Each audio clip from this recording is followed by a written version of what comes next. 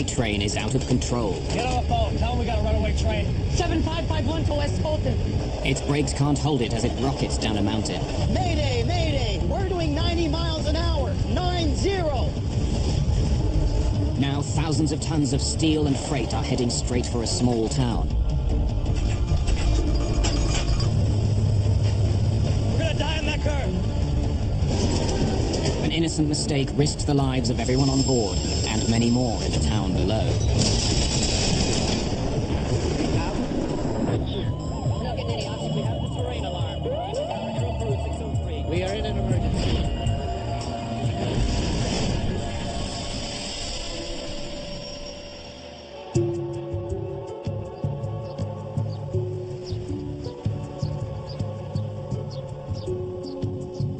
San Bernardino, California, a quiet suburban town at the foot of the San Gabriel Mountains. It's a great place to raise a family, in between the emptiness of the Mojave Desert and the bustle of Los Angeles. When we had problems in the neighborhood, we could go to one another, and it was a very nice neighborhood. But in 1989, San Bernardino is rocked by two disasters. 6 people are killed, 18 houses are completely destroyed. It begins with an out-of-control train. 60, 70, 80! And ends with a raging fire. You can see a huge cloud of black smoke in the air. The scene looked like Dante's Inferno. The disasters appear linked, but they happen more than a week apart. Investigators comb through the wreckage to find the hidden connection. Help! Somebody help me! They uncover a series of shocking decisions which have deadly consequences for some and scar a town forever.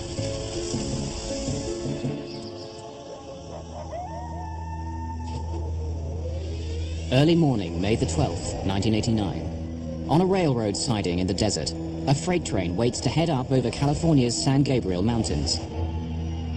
Frank Holland is the chief engineer for Southern Pacific Freight Train number 7551 East. Well, my job as an engineer is to get on the train, operate the locomotives, obey the rules, speeds, slow down at restrictions, and get the train from point A to point B. His work on this trip actually began the night before at the Mojave Rail Yard. Some of Southern Pacific's freight trains are put together here, picking up crews and engines to take them across the country. Holland is here to collect the paperwork he'll need for the journey. Hey, Frank. Holland was promoted to chief engineer 3 years before. Okay, clearance form, train orders, train list, and tonnage profile. His paperwork tells him he's hauling 69 freight cars, each one weighing 54,431 kilos. Holland also learns that the cars are all filled with the same thing, trona. It's a non-toxic chemical used in fertilizer. So you start making your calculations on what kind of horsepower you're going to have to take that train down that hill. And that will tell you at what speed you can go. Thanks. Have a good one. Altogether, Holland's paperwork tells him he's hauling more than 3.5 million kilos of cargo, more than 10 jumbo jets. The cargo's final destination is South America. Today, Holland's only taking it as far as the West Colton Terminal, near Los Angeles. To do that, he'll have to haul the cargo up the San Gabriel Mountains and through the Cajon Pass. Then he'll carefully slow his huge train as it winds down the mountain. Hey guys, going down to West Colton. We got 69 cars filled with trona. Everett Crown is the conductor of 7551. He'll sit up in the front engine to assist Holland. Alan Reese is the brakeman this morning. He'll ride 2 engines back. Between them, the 3 men have almost 50 years of experience working the trains with Southern Pacific.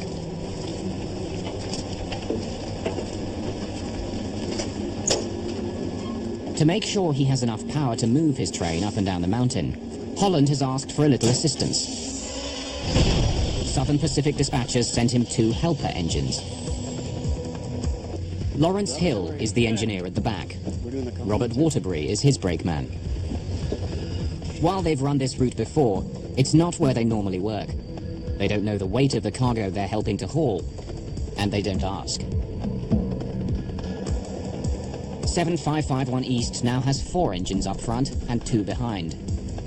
With the last 2 in place, the train is all set to go. Helper calling head end. Head end. Coupled and ready to go. Roger that.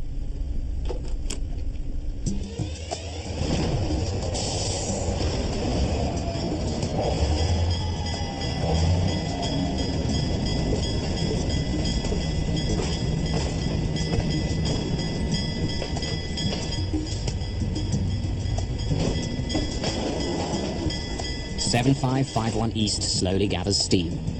In just an hour and a half, it'll reach the top of the mountains, the 1,300-meter-high Cajon Pass.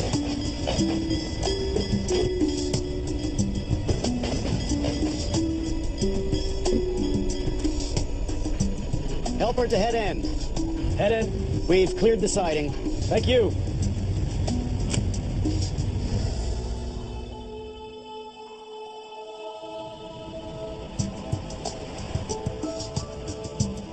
On the other side of the mountains, the town of San Bernardino is slowly coming to life.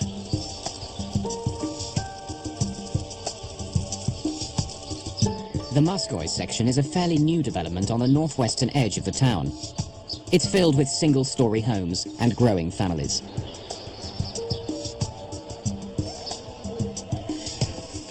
Christopher Shaw is waking up at 2326 Duffy Street. It's his mother's house, but after a fight with his girlfriend, he'd spent the night. Across the street, Ruth Green has succeeded in getting 3 children out of bed and off to school.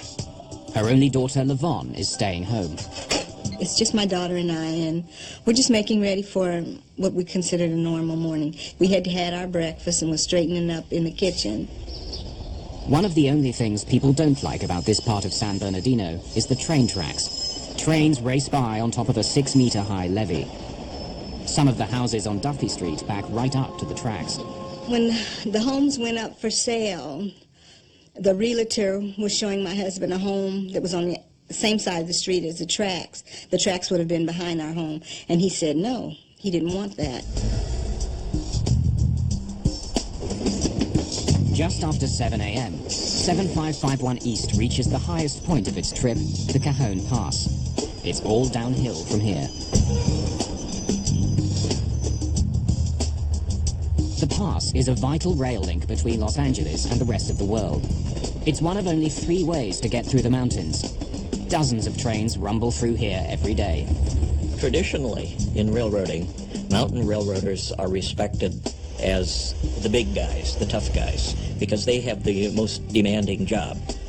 Cajon Pass is one of the toughest mountain passes for railroaders to deal with in the entire United States. So many trains go over it, and it is extremely demanding that everyone has to be on their toes 100% all the time. No chance. No? No. Engineer Frank Holland and conductor Everett Crown have the train right on time. There hasn't been any communication between the men at the front and the 2 men at the back of the train since the trip began. There's been no need. Everything's running smoothly. Now comes the most critical part of the journey, slowing the massive train as it starts down the mountain. What we do when we run a train from the Mojave area to Colton is basically we drive it off a cliff. At that point, the track tips over and goes downhill at a very steep grade, 2.2%. And for trains, 2.2 feet down in every 100 feet is like falling off a cliff. As 7551 East begins heading downhill, the crews still believe it's a normal run. What they don't know is that their train is already out of control, and they have no way to slow it down. May the 12th, 1989. Just after 7 in the morning, Southern Pacific Freight Train 7551 East begins the long, slow descent from the top of the San Gabriel Mountains. The massive train is hauling 69 cars full of freight. At the bottom of the hill, the sleepy town of San Bernardino, California. As the tracks start dipping downhill, engineer Frank Holland first applies his dynamic brakes. They slow each of the 6 engines, reducing the speed of the entire train. He's only allowed to go 48 kilometers an hour through the pass. He checks in with Lawrence Hill, the engineer in the helper engine at the back of the train, to make sure he can maintain his speed. Calling the helper. This is the helper. You got all your dynamics? Yeah, I'm in full. Roger that.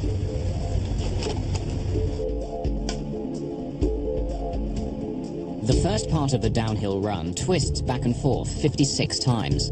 The friction from the turns helps slow the mammoth train. Even with the turns, Holland starts applying his air brakes. They put pressure on the wheels of each freight car. The train is now traveling at 40 kilometers an hour. That's exactly where Holland wants it to stay.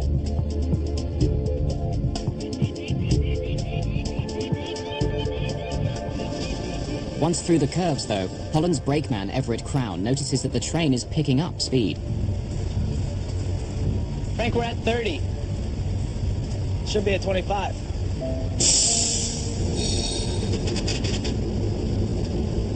The train actually was maintaining its speed. It might have been picking up just a little bit, but we still had a long way to go.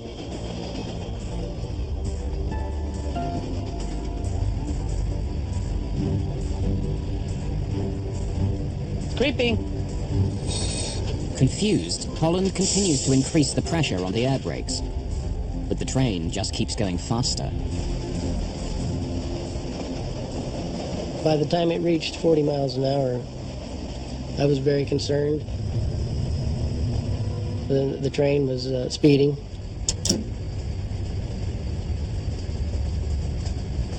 As the train approaches 72 kilometers an hour, Holland turns his air brakes on full.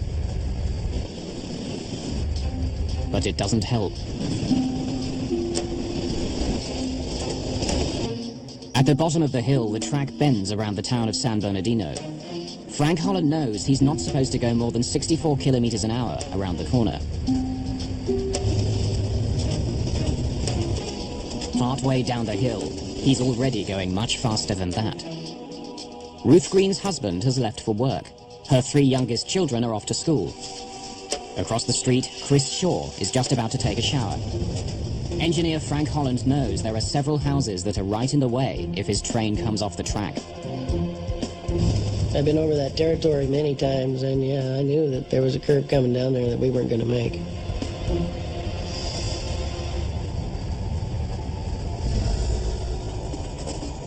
At the back of the train, engineer Lawrence Hill also knows they're in trouble. The air brakes are turned on full, but the train isn't slowing down at all. Something must be wrong up there. Without talking to the front of the train, Hill slams on the train's emergency brakes. It's their last chance. The train at that point tried to slow down a little bit. A couple of seconds later, it was off to the races. It just took off like a rocket. The speed was going up so fast, I couldn't even believe it. The emergency brakes haven't worked. Smoke begins pouring out from underneath the train, and it just keeps going faster. 60. 70. 80. It stopped at 90 because that's as far as the speedometer would go. But Holland knows 7551 East is still picking up speed. I'm thinking, my God, I'm fired. Actually, that's what I thought. I'm just looking at everything that I've done. I'm trying to go back and see where I'd made a mistake, what had happened. 7551 to West Colton. 7551 to West Colton. We're trying to get a hold of the train dispatcher, and he won't answer. The train is out of control, and they can't tell anyone about it. At that point, we're just kind of out there by ourselves. Try that phone again. 7551 to West Colton. West Colton, go ahead. We have a slight problem. At the back of the train, engineer Lawrence Hill listens to the radio call. I don't know if we can get this train stopped. He breaks in, desperate to tell the dispatcher how dangerous the situation is. Mayday, mayday! We're doing 90 miles an hour. 90! Out of control. Won't be able to stop till we hit Colton. But there's nothing the dispatcher can do. The train is traveling at more than 160 kilometers an hour. The houses of San Bernardino are just seconds away.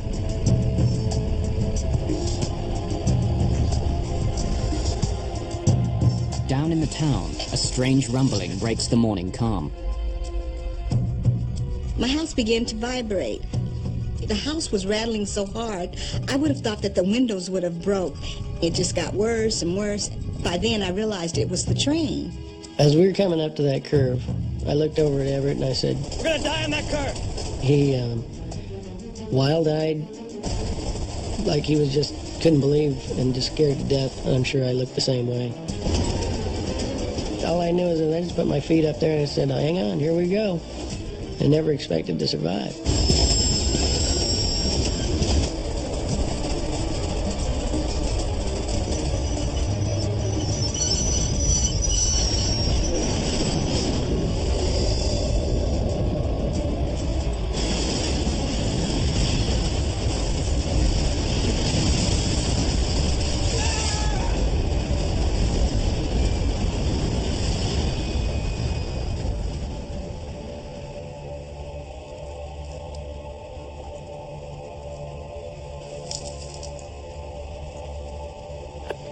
West Colton, AGYM Saugus dispatcher, please come in. We're on the ground here between Dyke and Stover. Mayday! Mayday!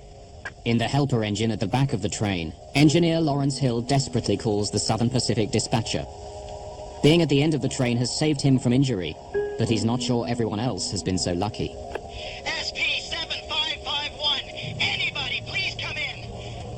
It takes more than a minute for Hill to get a response to his frantic call. Saugus dispatcher, 7551 East, over. Saugus dispatcher, we are all over the ground here. I haven't heard anything from the head end. They may need some assistance. We went on the ground. Incredibly, engineer Frank Holland survives the wreck. The man in charge of the train crawls away from his ruined engine, the first of the cars to derail. Everett, where's Everett? We gotta get him. He's still inside. Get you down first. He's helped out of the train by eyewitnesses to the disaster. So they pulled me off the locomotive and set me down. It was just, I just couldn't believe it. The cars were just mangled. The locomotives were destroyed. It was just, unbelievable devastation. I looked back at that and I went, oh my God, what did I do?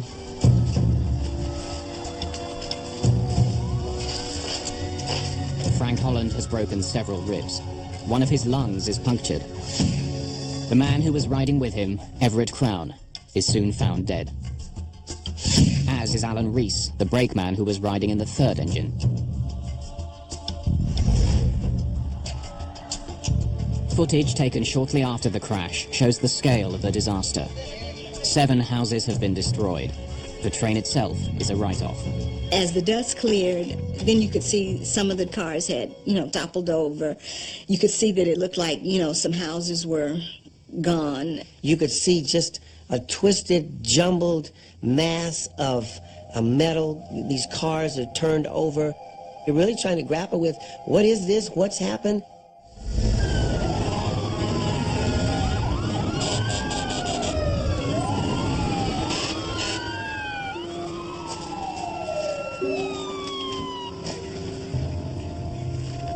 Alan Simpson is a battalion chief with the San Bernardino Fire Department. The house that we focused on, with the information that the mother gave us about one individual, was totally obliterated. You wouldn't recognize it as a house. It looked like a jumble of somebody gone through it with a bulldozer. They were hollering that there's somebody still in there. We later learned that that was where Chris Shaw lived. And when you looked at that house, it was like you would say there was no way anybody could still be alive under all of that rubble and wreckage. The wreckage is also hiding an explosive problem no one in the neighborhood knew about. Running alongside the railway, about 2 meters below the ground, is a pipeline carrying fuel back up the mountain. If it's been damaged in the derailment, a single spark could cause a major explosion. Prior to this incident, we were not aware that this pipeline existed and ran directly behind our homes. The thought's always in the back of your mind if you have something like that. This is major, 14-inch pipe full of pressurized fuel. We know what that's going to do if it ruptures. The pipeline is operated by the Kalnev Pipeline Company. It pulls hundreds of barrels of fuel from the pipe, trying to reduce the size of any potential explosion. But much more fuel remains behind.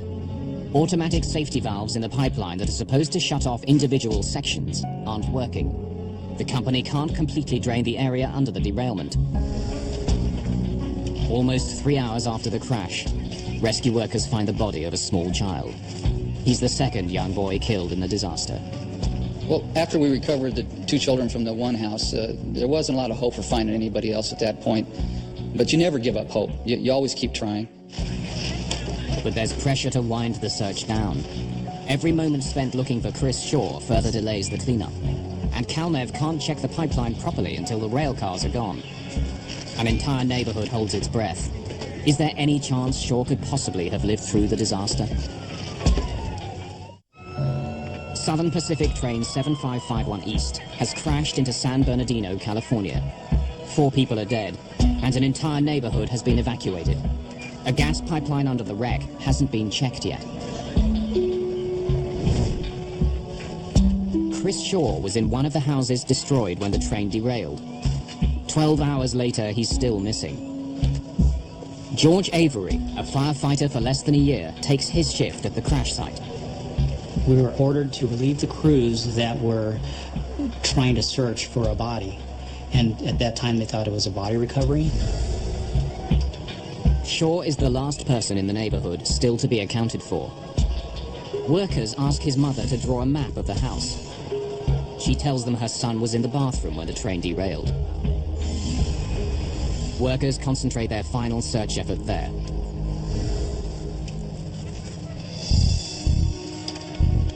There's pieces of the house itself sticking out of this big potash mound. So you have studs and rafters and roof covering. So they gave me a specific area, so I started removing the product. And as I did so for, it seemed like an eternity, but it was probably an hour and a half, this void occurred and started to reveal itself in front of me. As Avery reaches into the opening, he feels something snag his jacket. So then I immediately pulled it out, thinking it was caught on a nail or whatever. As I pulled it out and looked inside, I saw this hand waving in front. I found him! I found him! Help! Somebody help me!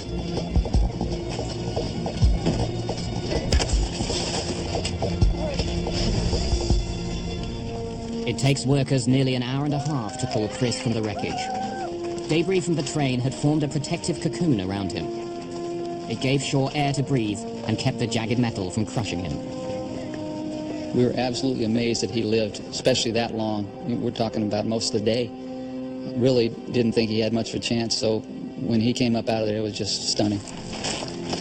With Shaw's rescue, everyone in the neighborhood and on the train has been found. The wreck of 7551 East has killed 4 people, injured 4 more, and totally destroyed 7 houses. Even with Shaw's rescue, San Bernardino's troubles aren't over yet. If the Calnev pipeline has been damaged, it could explode at any time, destroying more homes and taking more lives.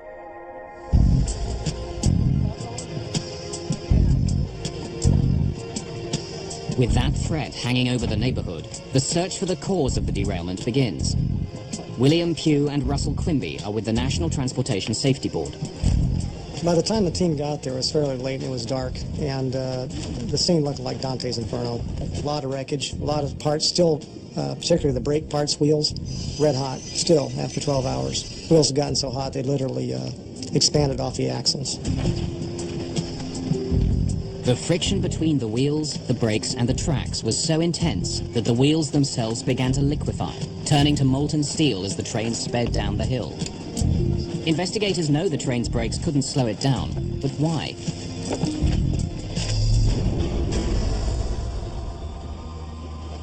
The next day, cleanup operations begin.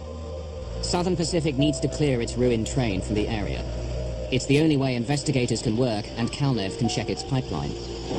Southern Pacific has all of the cars moved 2 days later, but the ground is still covered with 7551 East's cargo, hundreds of tons of trona.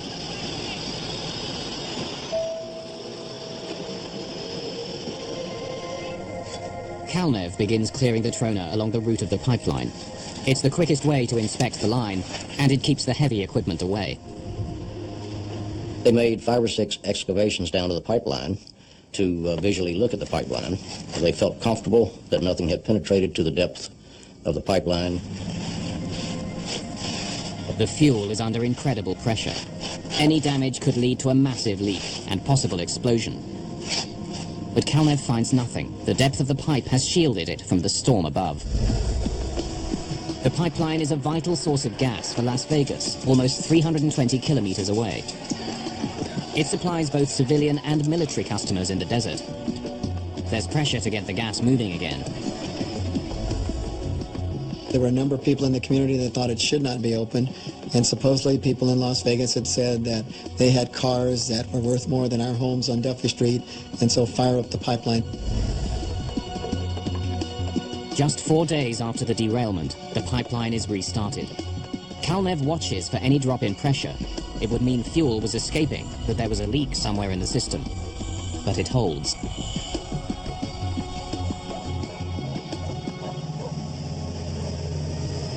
The very same day, Southern Pacific finishes its repairs on the damaged railway. Trains are once again moving past San Bernardino.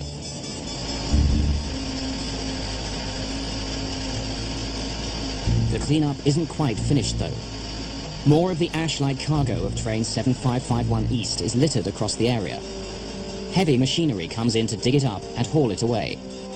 The huge machines could easily damage the pipeline, so it's carefully marked with stakes. I told my husband one evening that I smelled gas, but we had been reassured that they had inspected this line and that there were no leaks. I was at the accident site until it was finally cleaned up and there was a fence put around the area and secured. And it looked like everything was fine.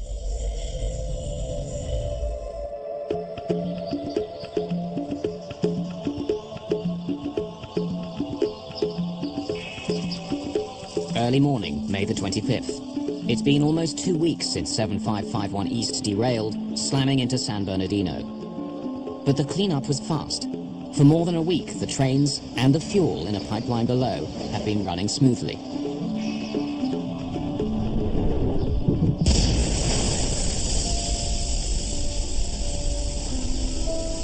Then, from a clear sky, rain seems to fall. Large sections of the neighborhood are soaked by this peculiar shower. Ruth Green is back in her house when...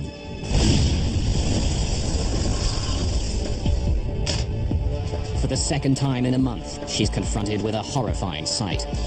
To the left of me, as far as I could see up, down, or side to side, was nothing but a big wall of fire. I got to the front door. Neighbors were screaming, "Get out, get out." I ran for my life.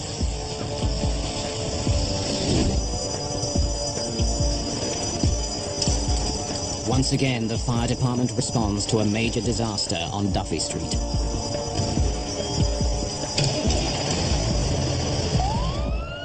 As we're getting the call and getting on the rig and opening the door, there was no doubt in my mind what that was. You could see a huge column of smoke and flame, and I knew immediately it had to be the pipeline.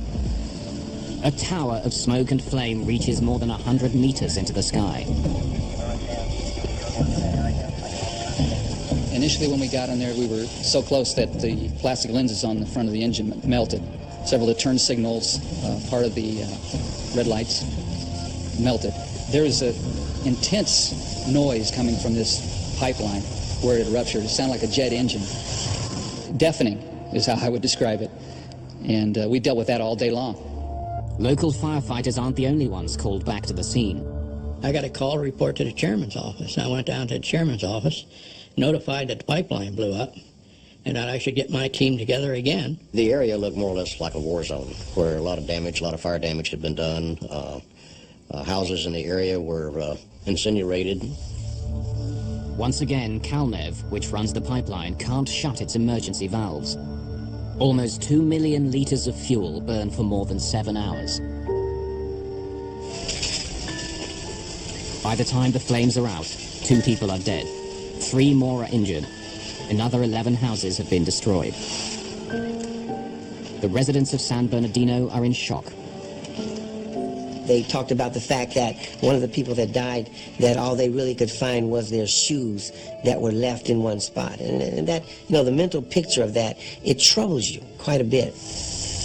After the fire, it was over for me. I couldn't see myself living in the house anymore. It really scared me just that bad. What people here will soon learn is that all of the damage, pain, and suffering is the result of a simple, horrifying mistake.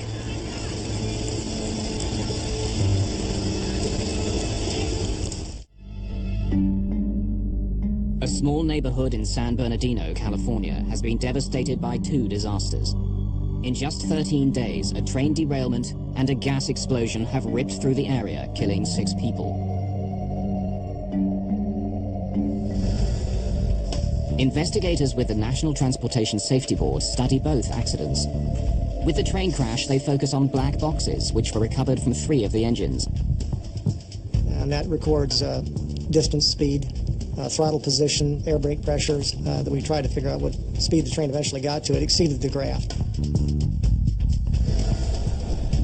The black boxes reveal that 7551 East had probably reached the incredible speed of 177 kilometers per hour before derailing. The speed limit on the curve was just over 60 kilometers an hour. Although the train's brakes had been applied, it continued accelerating.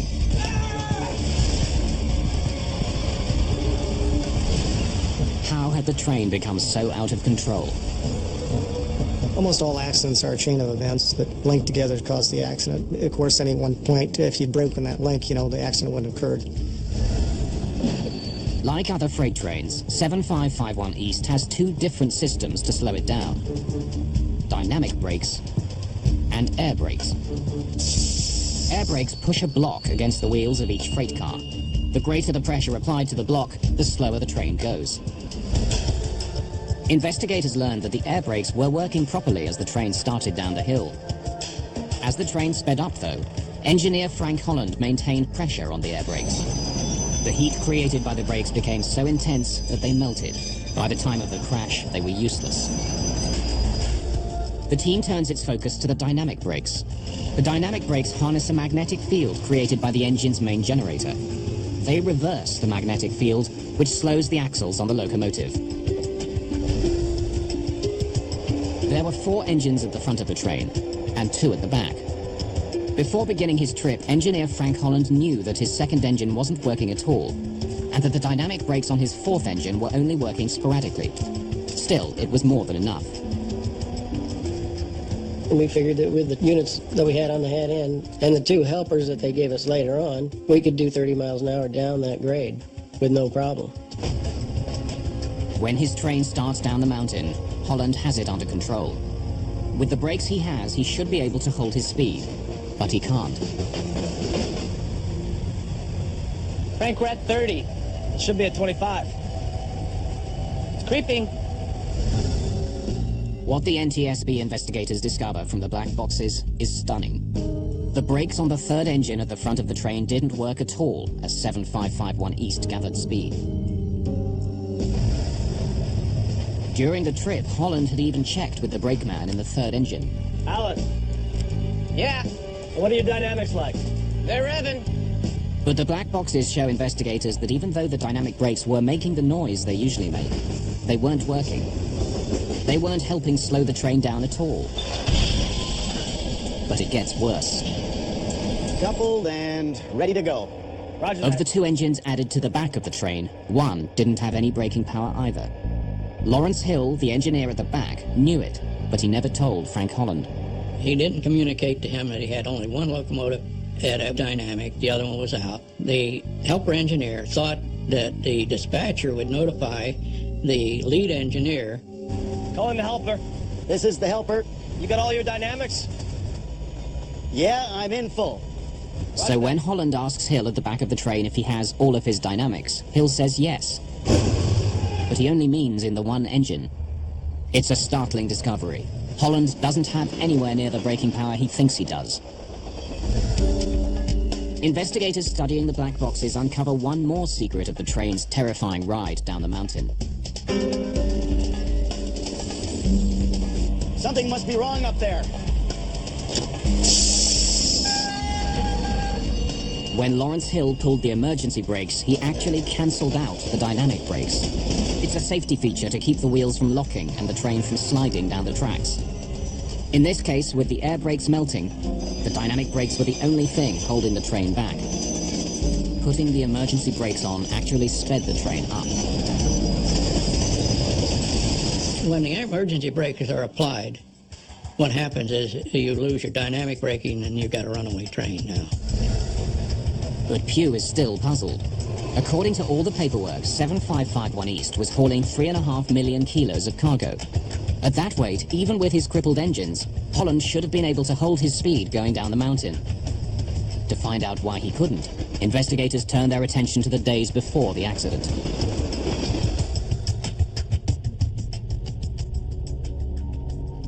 "7551 East was pulling a shipment for Lake Minerals.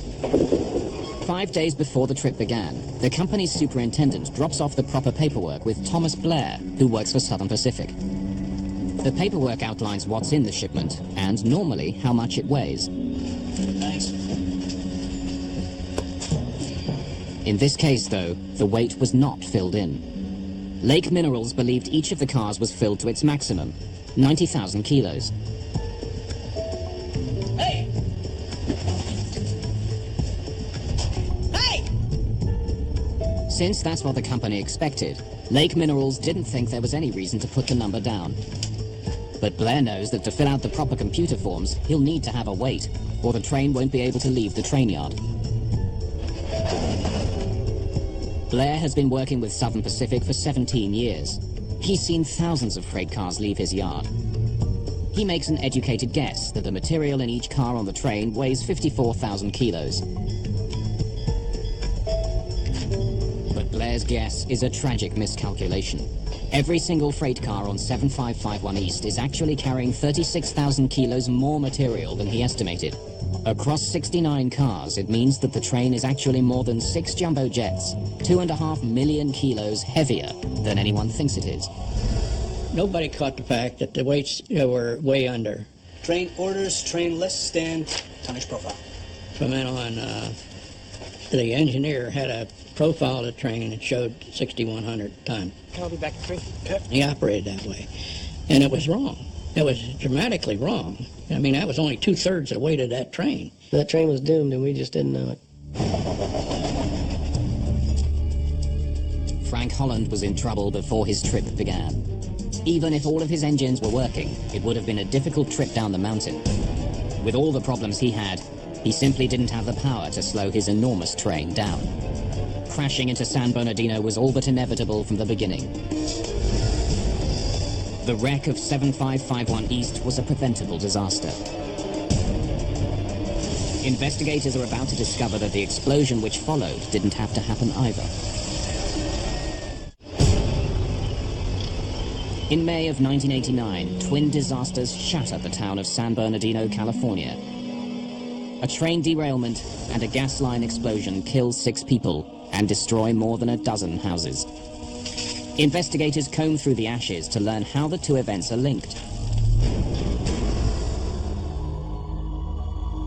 The pipeline was 2 meters below ground. And in the days after the derailment, CalNeb examined it closely. They couldn't find a single dent or crack where the train had broken through the earth. The train crash hadn't seemed to weaken the pipeline. And when gas began pumping through the pipe, there was no loss of pressure, no warning sign of a problem. They started operating and brought it up to about 1,600 pounds, and all of the pressure readings at various places along the pipeline looked normal. Since the derailment itself didn't cause the rupture, investigators continue their search. They study the pipeline for clues. Even though the fire burned for hours, the piece of pipe that burst has not been destroyed. When the pipe opened up, it caused a rupture in the pipe that was sort of what we term as a fish mouth shape. And at the widest area, it was about 4 inches wide, and it was about 2.5 feet long. Like forensic investigators, the NTSB looks for a telltale fingerprint that will help them discover how the pipe broke. Near the spot where the pipe ruptured, investigators find dents. and several deeper gouges. The marks are like wounds on a murder victim. If investigators can find out what caused the marks, they'll discover what caused the pipeline to burst. We knew that there were deposits of hardened steel left in the gouges. We knew that whatever piece of equipment had damaged the pipe had teeth on it that were hardened steel. There are several possible suspects. A number of front-end loaders and one large backhoe used during the cleanup all had hardened steel teeth. But Batten can never pinpoint the blame. Well, the NTSB determined that the damage to the pipeline was done during one of two phases, either the cleanup of the train wreckage or it was done during the time in which the trona was being cleaned up after the train wreckage had been removed. Two mistakes resulted in a pair of disasters for San Bernardino and the death of 6 people.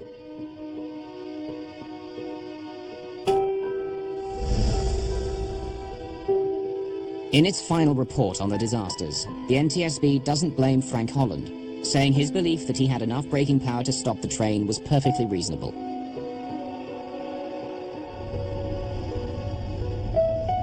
Holland still rides the rails, but he's never made the trip down the San Gabriel Mountains again. Psychologically, I just don't think I could take it. I don't think I could relive that. Every time I went down, I would relive it. And I choose not to do that. It'd just be too painful. Calnev, the company that operated the pipeline, was called to account for not checking it after the cleanup operations were completed. Lawsuits against the company were settled out of court. Calnev, in hindsight, I think would agree that they should have been much more thorough in their inspection. They got comfortable with what they saw, and they made an assessment without adequate information that it was an undamaged pipeline and okay to operate. Thomas Blair, who incorrectly filled in the paperwork, was never charged. But after the disaster, Southern Pacific changed its rules so that every freight car without a specified weight was assumed to be carrying its maximum allowable load. Southern Pacific also settled a number of lawsuits out of court. The company no longer exists. It was bought out years after the disaster.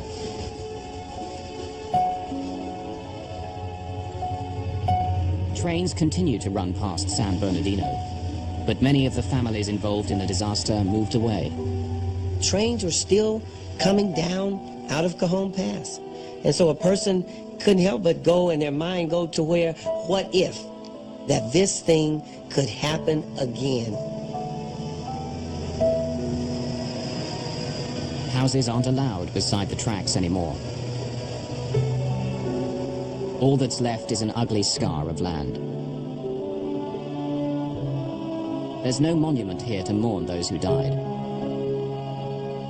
or to mark the day when disaster came to Duffy Street.